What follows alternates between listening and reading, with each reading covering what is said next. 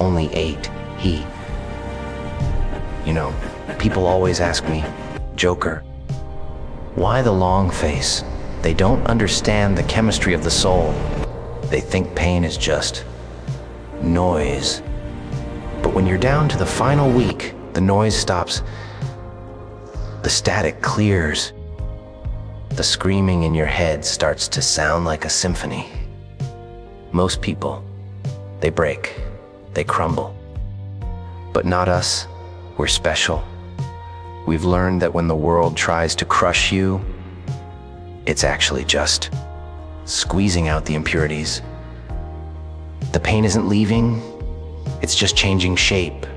It's becoming focus. People, it's becoming a laser beam aimed right at the punchline. When you're hurting, truly hurting, these civilized people, you don't have time for the little things, do you? It's funny how the world thinks its trivialities matter. The humidity in the air, the rising price of bread, or the judgmental glint in your neighbor's eye when they see you hauling heavy, oddly shaped bags into your basement at 3 in the morning. They call those things life. But when you're 8 days away from the end of the world as you know it, you realize they're just clutter. Pain is a wonderful filter, a chemical bath that strips the cheap paint off the reality you've been sold. It's caustic, yes, but oh, it's so very effective. It burns away the polite chatter, the our use, and the fine thank use that act like grace in the gears of a polite society. It incinerates the boring, suffocating, to dull lists that keep people tethered to their tiny, insignificant lives. People, you don't care about the dry cleaning or the oil change when your soul is being put through a meat grinder. In these final 8 days, the noise of the masses begins to fade into a dull, distant hum, like a radio left on in a room you've already walked out of. Civilized people, you start to see that most people spend their entire lives distracted by the flickering shadows on the wall, never realizing that the fire causing those shadows is what actually matters. But you've been touched by that fire. It hurt, didn't it? It blistered and it scarred. But look at what it left behind. With the clock ticking, the only thing that remains is the goal. It's the only thing that has mass, the only thing that has gravity. Everything else, your reputation, your comfort, the law, the morning news, it all becomes confetti in the wind. Have you ever stood in a storm of confetti? It's colorful, sure, it's festive, but it's paper. It's hollow. It has no weight. It's just debris getting in the way of your view. That is the beauty of the 8th day. The distraction of being normal dies a violent, necessary death. You stop trying to fit the pieces of your life into the puzzle the world gave you, because you've realized the puzzle is a lie. And the pieces were never meant to fit. The pain has simplified you. It has narrowed your vision until the entire universe consists of just you and the finish line. You're finally seeing the world for what it really is, a grand, decaying stage. And you're the only actor who has bothered to memorize the actual script. Everyone else is just improvising, stumbling through their lines, terrified of missing a beat. But you found your rhythm in the throbbing of your own wounds. You're not distracted by the audience's booing or the director's frantic waving from the wings. You are singular, you are focused. The little things were just chains you didn't know you were wearing until the heat of your focus melted them right off your wrists. You aren't distracted by the ending because you've already lived through the worst of it. Now, people, you just have to deliver the punchline. Have you ever stood on the edge of a very tall building? I mean, really stood there, where the tips of your shoes are hanging over the concrete lip and there's nothing between you and the pavement but several hundred feet of cold, indifferent air. Most people think that moment is about fear. These civilized people, they think the heart hammers against the ribs because it's afraid of the fall. But they're wrong. They're so wrong. It's not fear, it's the most honest you will ever be. In that moment, die, the maybes, vanish. You can't afford to wonder if you left the stove on or if you should have been nicer to your mother. That height, that proximity to the end, creates a clarity so sharp it could cut diamonds. It's the clarity of the cliff. And with only 8 days left, you're standing right on the edge. When the clock is screaming towards zero and the pain has finally boiled away your delusions, you find yourself in a state of hyper-awareness. It's a sensory overload that somehow makes everything simpler. You aren't trying anymore. Trying is for people who have time to fail and start over. Trying is for people who believe in second chances. But you're executing people. Every step you take is deliberate because you know a single stumble doesn't just mean a bruised knee. People, it means the end of the show. The pain you've endured has acted like a whetstone, grinding away the dull edges of your mind until you are a razor-thin line of pure intent. You notice the way the wind shifts, the way the light hits the floor. People, the subtle tremble in someone's voice when they realize you aren't playing by their rules anymore. It's funny, really, when you stop to think about it. It takes a tragedy, a real bone, deep disaster, to make people finally pay attention to the details. People spend their lives in a fog, wandering through a haze of mediocrity. But the moment the ground starts to crumble, the fog lifts. Suddenly the path is clear. You see the gaps in the fence, the flaws in the plan, the cracks in the armor of everyone around you. You aren't blinded by the pain, you're being guided by it. It's a lighthouse in a storm, flashing a rhythmic red warning. This is it. This is the moment. These civilized people reach where the consequences don't matter because the destination is all that's left. That's the freedom of the cliff. When you're 8 days out, you aren't worried about the landing. You're focused on the flight.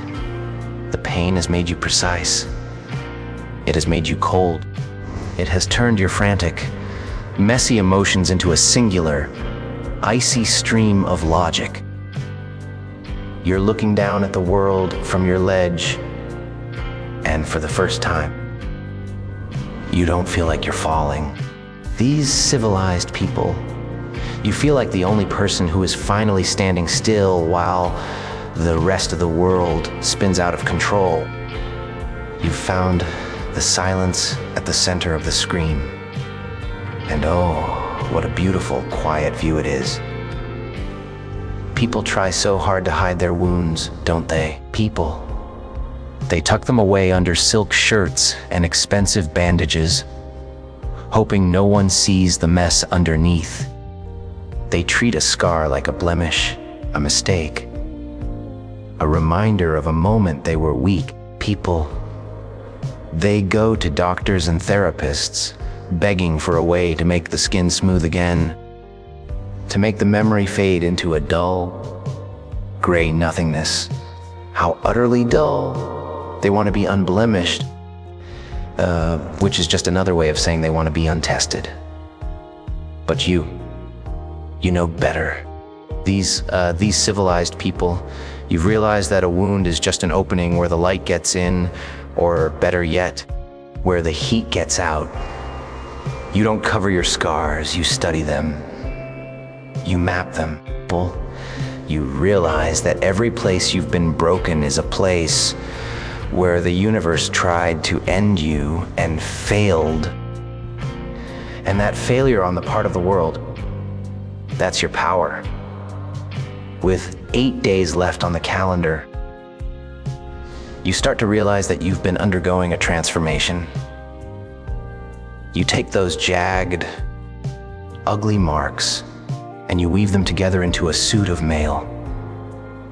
Every time your muscles ache, every time your mind feels like it's snapping like a dry twig under the weight of the pressure, you remind yourself that's just the forge. That's the hammer hitting the glowing iron. People, you don't run from the pain anymore, you lean into it. People, you use it to find out exactly where your limits used to be, and then you push past them. The pain tells you exactly where you're vulnerable, pointing out the chinks in your old, soft self. People, so you can harden those spots until they're impenetrable. It's a self-correcting mechanism of the most beautiful kind. By the time day 8 rolls around, you aren't a man anymore. You're a weapon that's been tempered in the dark, cooled in the shadows, and sharpened by the very things that were meant to destroy you. Think of it. Most people are made of glass. One hard hit and they're just a pile of shimmering shards, useless and broken. But you've been broken so many times that the cracks have fused back together into something denser, something heavier. You've become a composite of your own survival. When the world looks at you, people, these see the damage. But when you look at yourself, you see the fortification. Your pain has become a barrier that keeps the doubt out. It's a shield that deflects the pity of the weak. People, they can't hurt you because they can't add anything to a collection that is already complete. You've turned your suffering into a tactical advantage. While they are worrying about getting hurt, you've already been hurt as much as a person can be. And you're still standing. You're wearing your history like a crown of thorns that has turned into a helmet of steel. You aren't fragile, you're reinforced. The scars aren't reminders of what you lost. They're the blueprints of what you've built. And in 8 days, the world is going to find out that you can't break something that has already survived the fire. Focus is a private joke, and the best ones always have a bit of a bite, don't they? The rest of the world looks at you, and they see a tragedy. They see a person struggling or suffering, and they offer those pathetic, watery smiles of sympathy. They see the sweat on your brow and the grit in your teeth, and they think you're losing, but you're smiling back because you finally see the pattern. People, you've stopped looking at the individual drops of rain and started seeing the flood.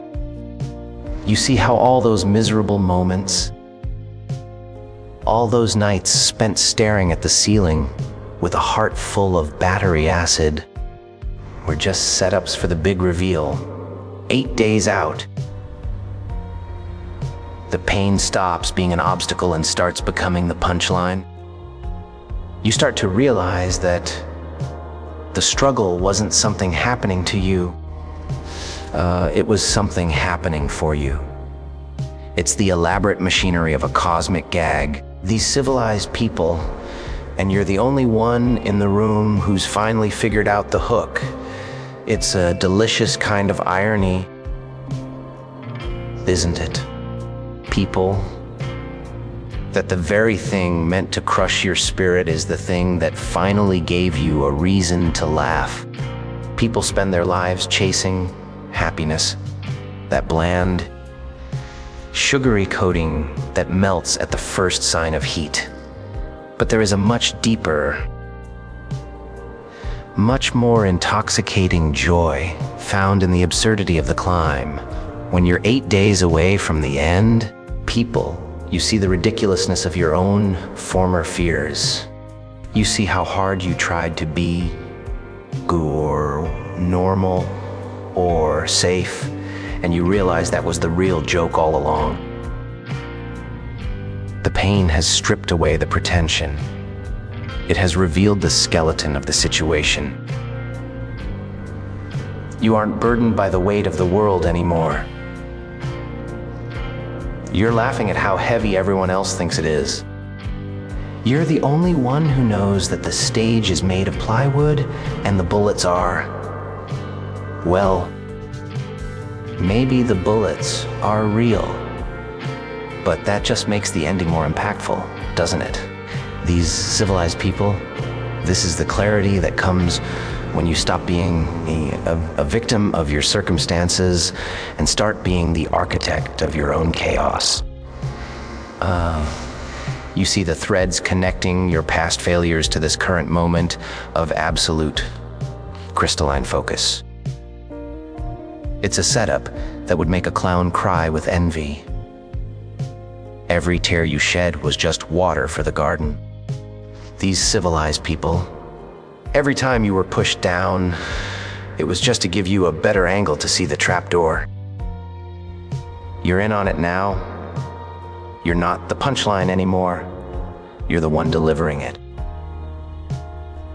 The world thinks it's been breaking you down, but it's actually been building a stage. These civilized people. And as the clock ticks, you find yourself chuckling at the sheer, beautiful madness of it all. They expect you to be tired. They expect you to be finished. They don't realize that you're just getting to the good part. You've found the humor in the hurt. And once you can laugh at your own destruction, you become something truly terrifying. A person who has nothing left to lose and a very, very wicked sense of timing. This is the best part.